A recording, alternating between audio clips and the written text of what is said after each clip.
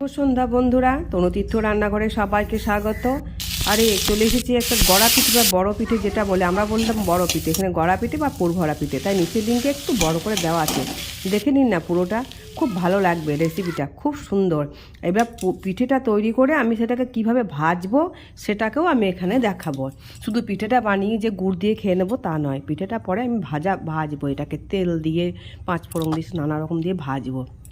তাই আপনাদের দেখার অনুরোধ রইল, পুরোটা প্লিজ না কেটে পুরোটা দেখুন। আর যদি আপনাদের ভালো লাগে লাইক, কমেন্ট, শেয়ার, সাবস্ক্রাইব একটু করে দেবেন প্লিজ। তাই পুরোটা দেখার জন্য আপনাদের কাছে অনুরোধ রইল, একবার দেখুন, ভালো লাগবে।